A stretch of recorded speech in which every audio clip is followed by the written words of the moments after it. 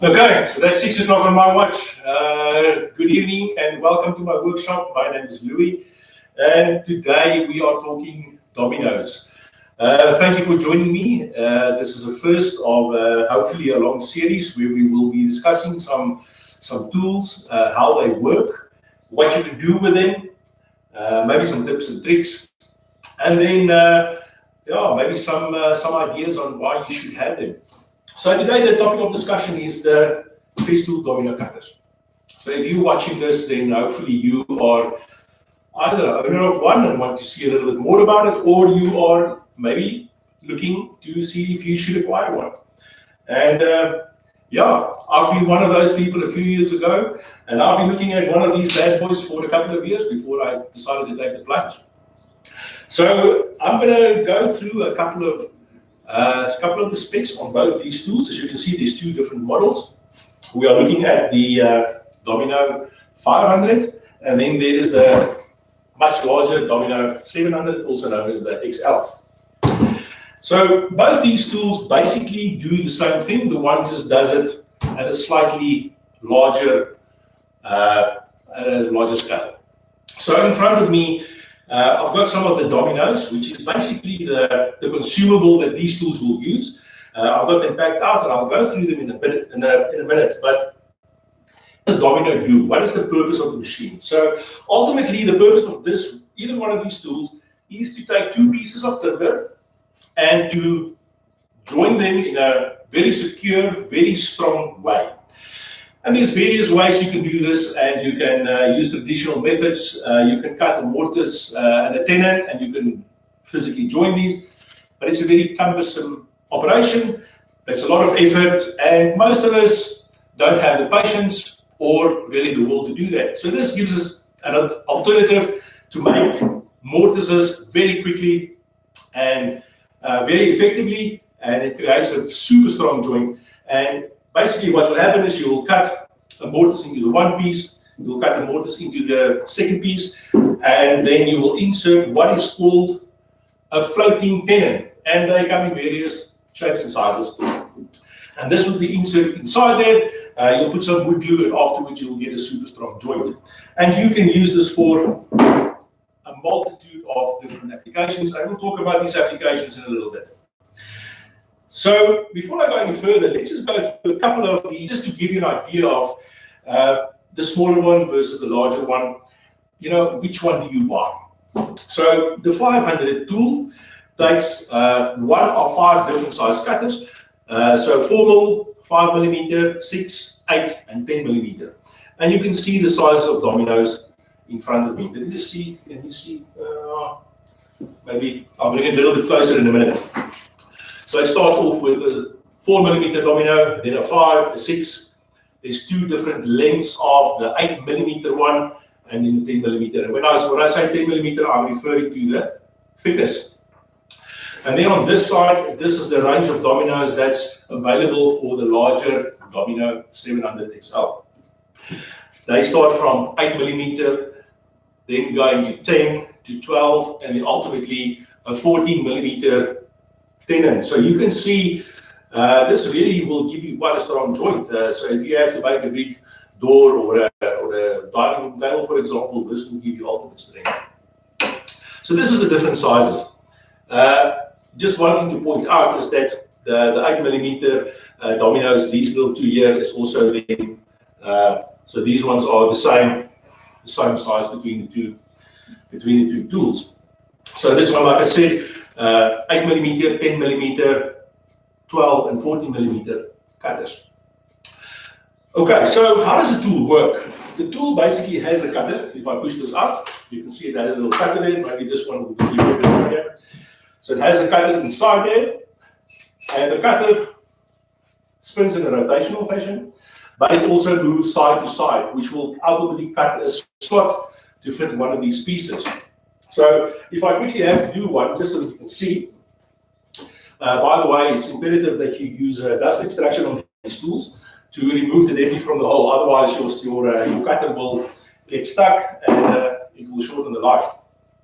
So I've got an 8mm cutter in this tool, and I'm just going to plunge it in. I'm going to do one mortise very quickly so that you can see in essence what happens here. and then we'll continue.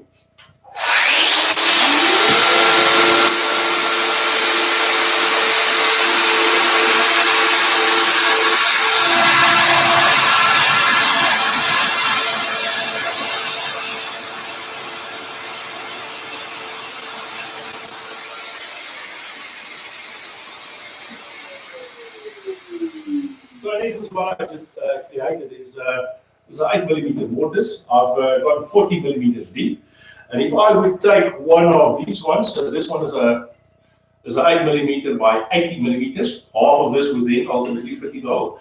So this would fit into the hole like so. I will do the same on the opposite side, and then of course I'll put some glue and I'll clamp it, and then I'll get a super strong joint.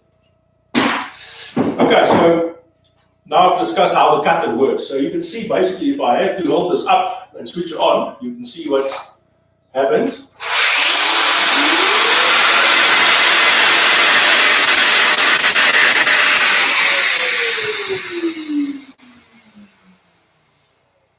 Okay, cool. So in essence, this is what the tool does. And you can see it literally takes seconds to cut a mortise like this. If you had to do this by hand, it means drilling out or cutting it with a router. It's a pretty time-consuming job. And generally speaking, if you do it by hand, you don't get a nice finish like this. So what else does a tool do? You can, of course, change the position of the mortise, okay, by moving this up and down. So you're going to loosen this. This can then ultimately move up and down, okay? You've got all the different readings and positive stops on this side. And you can change the angle. So if you want to get really fancy and do some angled cuts, this can be loosened on this side. And it has the positive stops on all the major angles, which means you can adjust it to the size that you need. 45 degrees being a really common one, and then you can cut mortises at that angle. Then, of course, at bit changes is quite easy. So if I just quickly show you, just a spanner, it will just click open. This will be pulled out. Then the tool will be exposed. There's a spindle lock on this side. I will simply take the spanner, loosen the cutter. This is the spanner for the bigger tool though. So I will simply loosen it, take the cutter off, put the new cutter, and then simply slide this back until you hear the audible click, and then it's ready for you. So cutter changes is also quite simple. So apart from the different sizes, as you have seen, the operation of the tools is very similar. The question is just, do you go for the small one or do you go for the big one? Or in my case, I felt I needed both. And we'll talk about these applications a little bit later. Okay, so like I said, cutting different size mortises for these floating tenons, this is the name of the game. Okay, so let's have a look at some of the accessories, because of course, those of you that know Festool will know that there's a range of accessories to assist you. Just one thing before I forget, these tools all have positive little stops here on the front of the tool. This is like a reference. So when I did cut this mortise, you saw I didn't make a mark at all, and these little clips will be used to give you a positive reference, which means if I want to cut the reference on the opposite side, I will simply just push it up to my reference point, and this makes the job a lot quicker. I don't have to make pencil marks all the time. On the 700 series, I'm just going to unplug this. On the 700 tool, you will see that there's two rows of these positive stops. I can decide which one I want to use. They're all spring loaded, of course. If I don't want to use the inner one, for example, I will simply just click it back into place, and I can decide I will maybe use the outside one. When I want to release them, I will just push the button and they will just release back out. So this is part of the tool. This is obviously standard.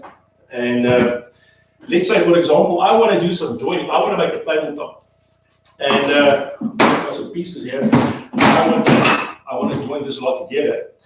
I will simply start cutting mortises. So the first mortise will be using maybe my first reference stop, and then I will use this accessory. So this is called the cross stop, and this is designed to cut mortises at equal distances. at a set distance so that you don't have to physically go and mark them out. And they are installed by simply attaching to the tool with these little levers. And this will enable me to adjust the distance. This also has these positive stops, and I can adjust this distance by loosening this, and I can adjust this to any size that I want, which would then be a set distance from here to the cutter. So what will happen is I will cut my first mortise, and then the second mortise will be cut by placing this pin into the hole of the first mortise, and I will continue until then. I'm just thinking of something. So, you know what they always say about boys and their toys, and the only thing that happens is their toys get more expensive. And when I look at this,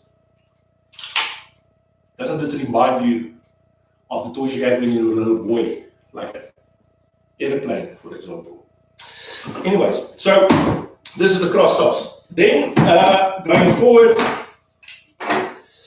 we also have the trim stop. So let's say, for example, I'm doing a lot of small components where I want to cut mortises, and I need these nice and centered. I can use the trim stop. This is simply attached to the front of my tool, and I will adjust the width so that this will fit in there and giving me the same cut, and it makes it very repeatable, very quick. And then, of course, when I want to cut into a flat surface at a perpendicular angle, I will use the support bracket. So let's say I want to cut like this. Sometimes the tool is a little bit unstable this way. Then what I will do is this will screw to the bottom of the tool, and this will give me some support to ensure that I get a nice grip. It really helps when you do a lot of cuts on a big flat surface. Okay, so this is some of the accessories. So let's talk about what you get when you buy a tool. So when you buy the tool, there's two versions of this available. The first is the tool. It always comes with the support brace, and it comes with a 5mm cutters, and this is your standard set. If you buy the full set version, it includes also the trim stop, and it also includes the two cross stops. What's important to note here is that all these accessories are interchangeable between the two tools. So if you should decide to go for the set version of the 500, all the accessories will also fit on the 700. When you buy the 700 in the box, you get a 12mm cutter, and you get the corresponding support brace as well. Then, of course, there is boxes holding all the dominoes, so that you've got all your dominoes together, that everything is in one place. You know where to find it. You can manage your stock levels. So there's 3 different boxes available. Let's put them up here.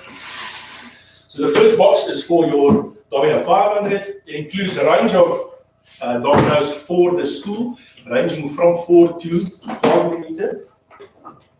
You can see, sorry, not 4 to 12, 4 to 10mm. All the different sizes are in here. And what is really cool is that you get a full set of cutters inside this box as well. This is included in the box. I made the decision to not buy this initially, and I started buying extra cutters for my tool. And ultimately, I ended up buying this set to get a full set of cutters, but also have all the dominoes available.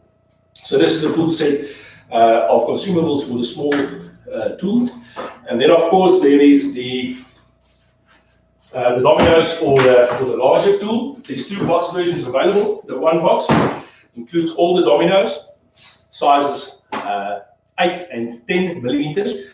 Inside this box, you not only get all the dominoes, but you also get the 8 and the 10mm cutters included in this box as well.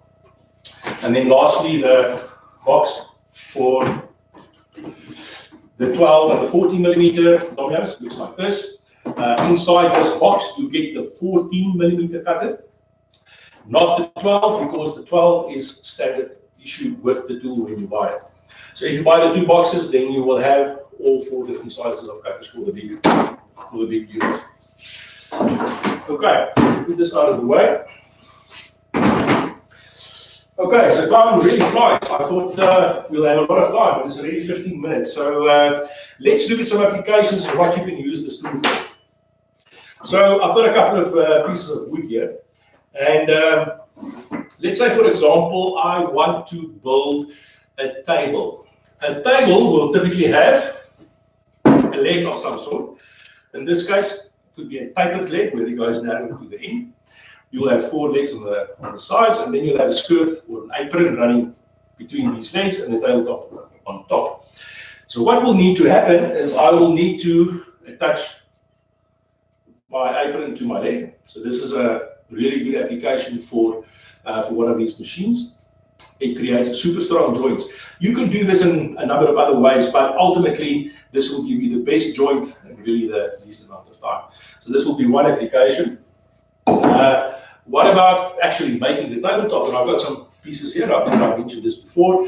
So let's say, for example, I want to create a tabletop. Bring this to the front here, maybe. If I want to create a tabletop like this, I can simply glue this and clamp it, and it will be sufficient. But the stuff will move around a little bit, and when I clamp it, it could bow. This will help to clamp this up so that it stays nice and flat, and then also it will help with alignment. And on this, I would go for something a little bit smaller, like a 5mm Domino. Also, just one thing to point out: standard practice is to cut a tenon, or to use a tenon size that's about 1/3 of the thickness of your stock. And this will hopefully guide you a little bit as to a smaller or larger tool, because if you work with stock up to a maximum of, say, 20 or 25 millimeters, so if you take 25 millimeters, a third of that is roughly 8 millimeters, which means that usually an 8 millimeter tenon will be sufficient. If you work with thicker stock, and this is it's about 36 millimeters, and a third of this is going to be about 12. So in this case, I can actually go for the 12 millimeter tenon, which will then roughly make up a third. And this is generally how you gauge the size of your tenon. And then, of course, the depth will be determined by the stock. So sometimes you want something really strong, like a table leg, for example. If this is a table leg, if this is a diamond table, you don't want the leg to break off when they move it, so you're going to put something a little bit more substantial, something like this, and not a shorter version. So this will hopefully give you an idea of selection. What about some picture frames? If you want to make a picture frame, who's ever clamped a picture frame? 45-degree cuts.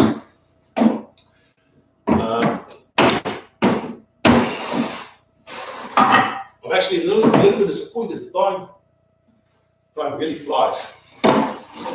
So I can see some comments from the guys. People saying hi. So back at you guys. Thanks for watching. So if I'm building, let me push this back a little bit.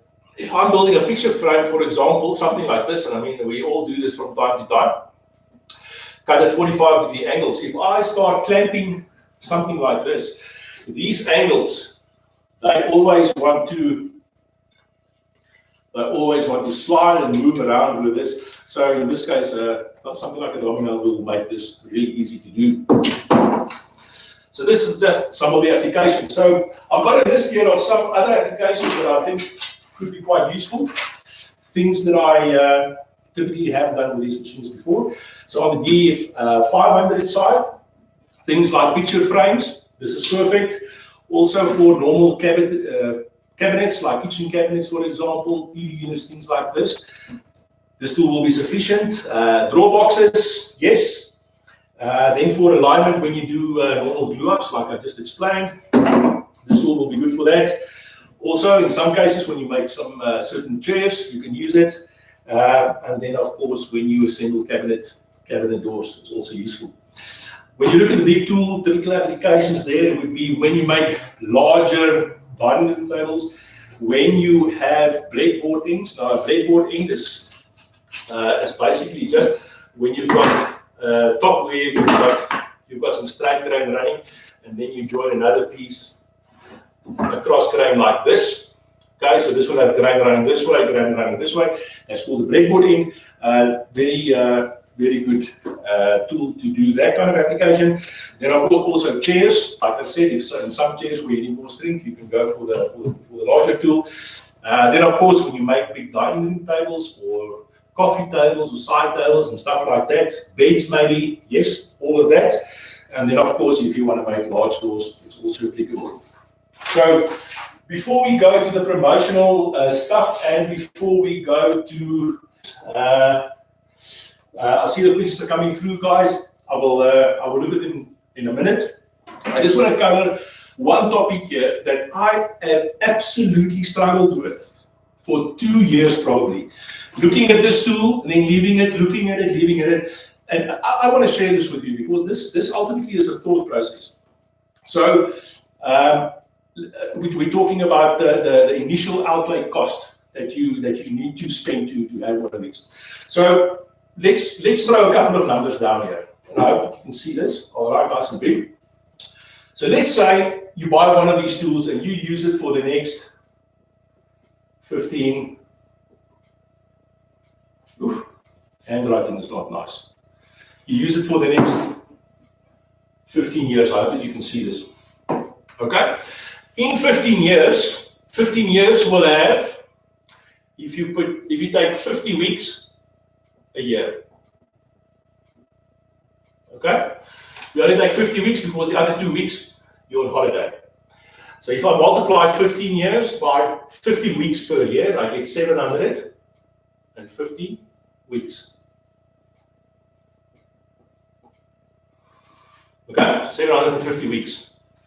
So let's say I'm a serious woodworker on average, and this is a really low average. I go and I install 4 dominoes. 4 dominoes per week. Okay?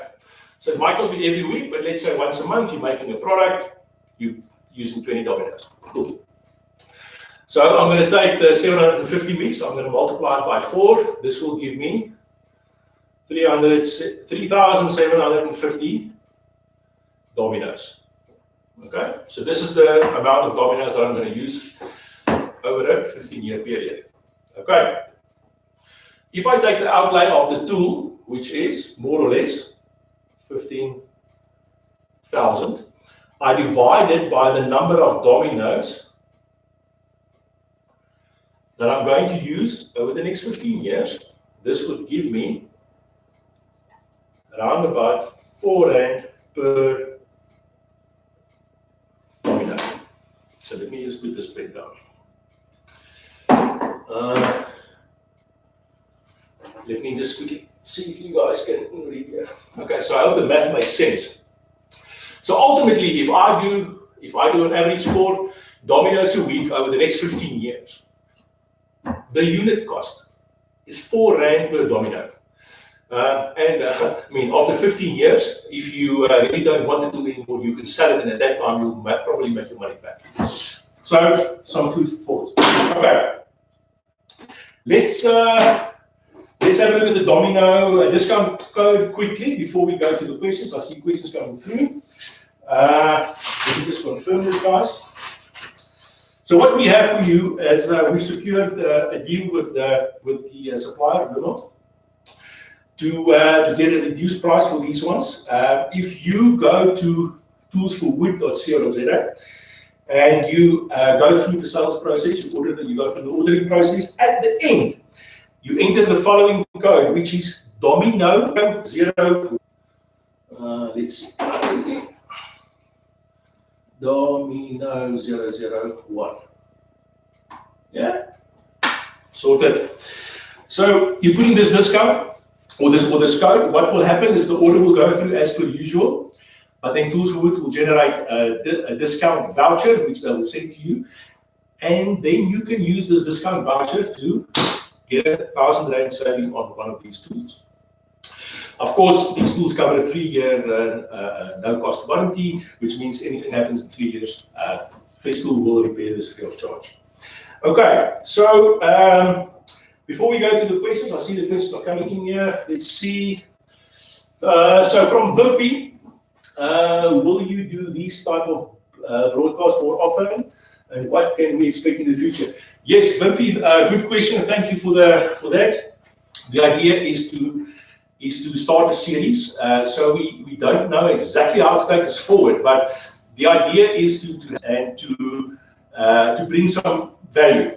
If you find value, then great. If you do not find value in what I do, I mean, please just get in touch with the guys at Tools for Wood, give them the feedback, and then we will adjust. But the ultimate idea is to take a tool or a couple of tools, feature them, have a little bit of a talk, have a little bit of a discussion about the applications, and who knows where this can lead. It can also go to more in-depth sessions on how to actually use the tool. So for the people that acquired it, how do you actually do it? And then we can take a simple project and we can work through it. I mean, the sky's the limit. So we don't know. We will appreciate some feedback on what you would like. Then I see there, so tools for views. Okay, cool. So the 1,000 Rand voucher is only valid until 5 p.m. on Friday, and it's only applicable on the purchase of either one of the tools, not on the accessories and the consumables. But like I said, you can use your discount voucher to acquire the consumables and the accessories afterwards of either one of the tools.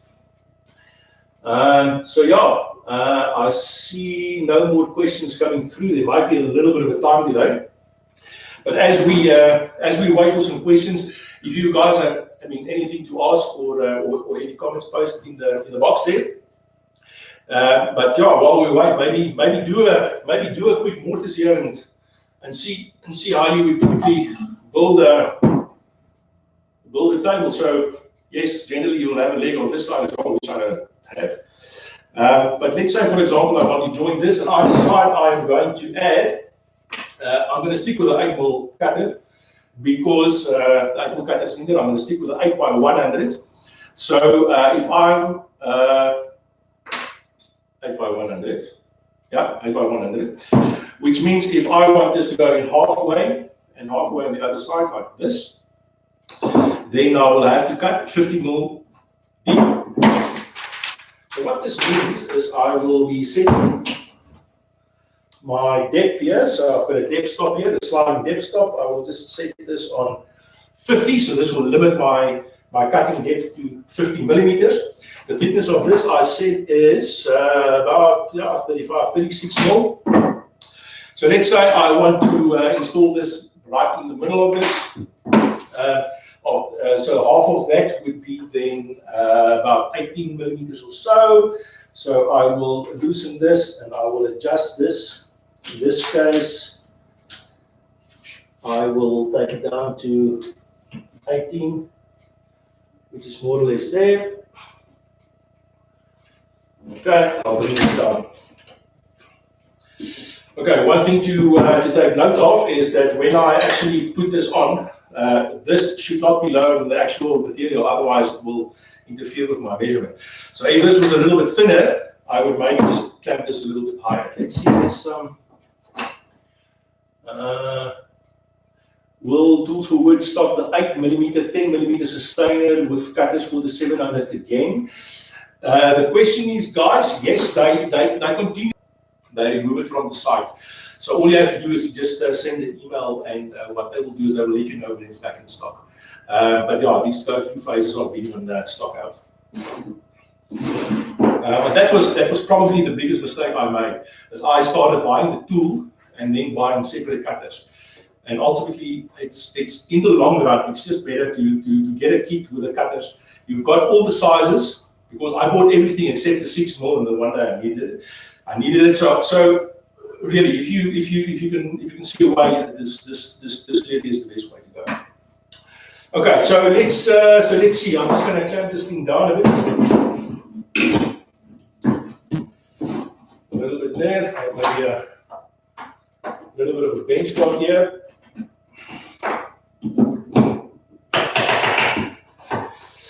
Okay, so I'm going to plunge. I'm 50mm deep. The one thing that I forgot to mention is that there's different settings. So the width of the slot can also be varied.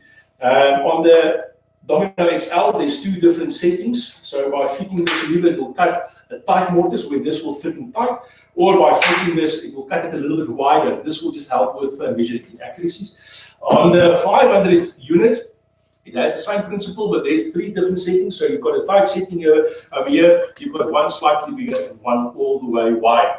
And this is when you want to cut mortises.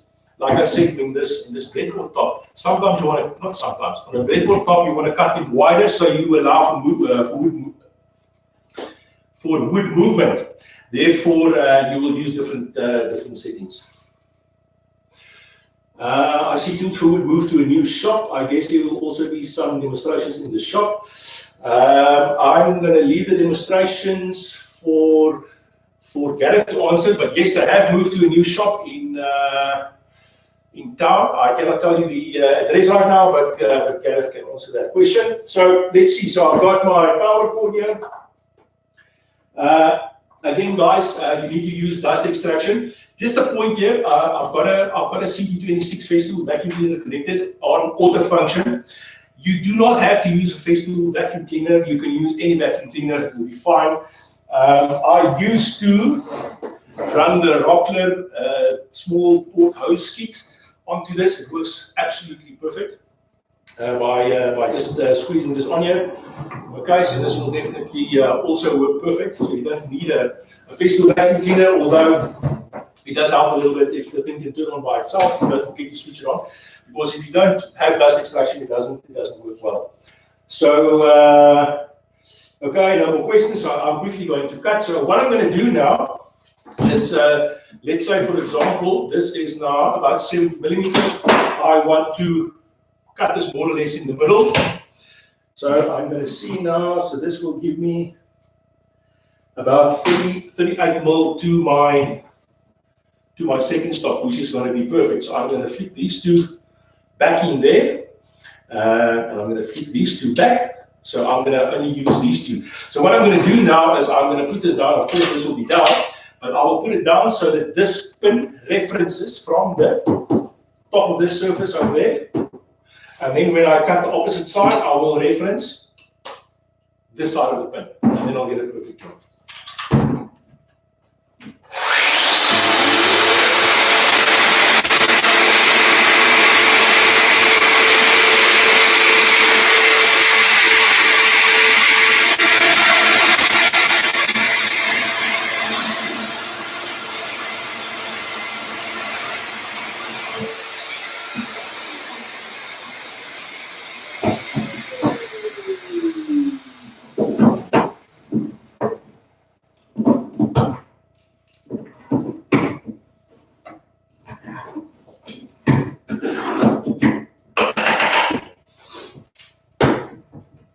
Of course, this is going to be the way.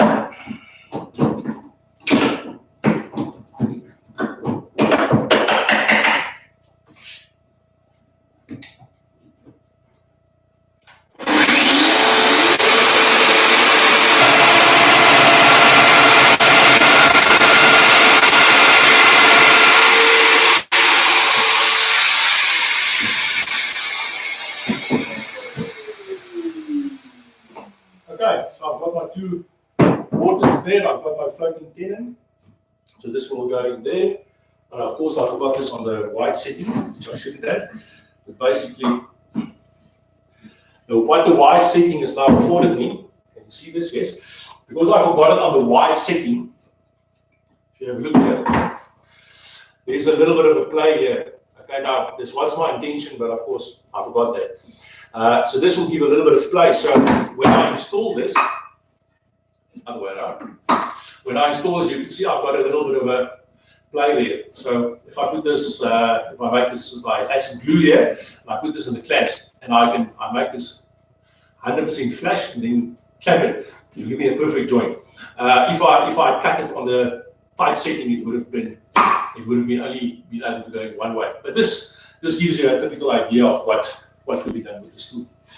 And I mean, maybe a little bit off topic, but I have found that when I initially thought of this tool, I thought of only a couple of applications. What I have realized is once you have it in the shop, you tend to use it for more things than you ever anticipate.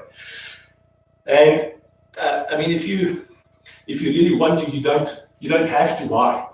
This is one of the questions I actually anticipated to. Let me just finish this point quickly. So, if you really want to, you could machine your own dominoes from solid timber.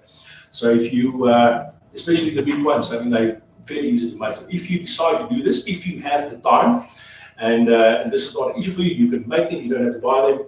But I've found that, especially on the small ones, really it's not worthwhile making them. It's just better to just buy them. You keep a range when you need them. You've got them available. So let's have a look at some questions. Have you tried Domino connector range? Tanya, yeah, good question. I have not. I've been looking at it, and I will probably give it a go if I get the right project where it is justified. The Domino connector range, according to me, is an excellent way of making pieces of furniture that you can finish and assemble. Then you can disassemble it, you can load it, and you can take it to the site. And to be honest, I haven't had that need since I've had these machines to really try that. But yeah, if the right job comes along and it's something that's probably too big to transport, I will most definitely consider that. But I have seen the videos and it looks quite good. Okay, yeah, so no more questions coming through.